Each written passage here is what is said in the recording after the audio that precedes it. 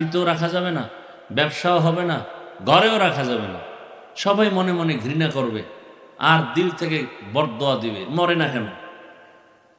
এজন্য সুস্থতার জন্য অমূল্য সম্পদ ঔষধ রাতের ঘুম। দিনে সারাদিন ঘুমান, রাতের 1 ঘন্টা ঘুমের বরকত পাবেন না।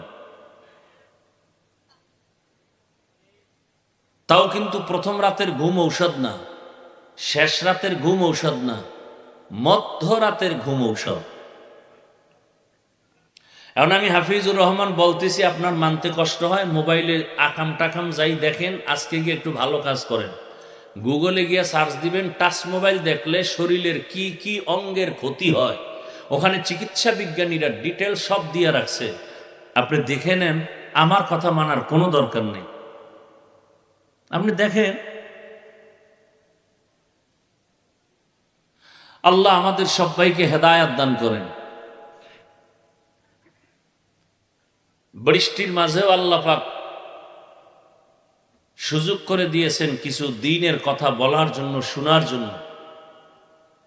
অনেক কষ্ট আপনারা করেছেন শুধু দ্বীনের জন্য, টাকার জন্য না।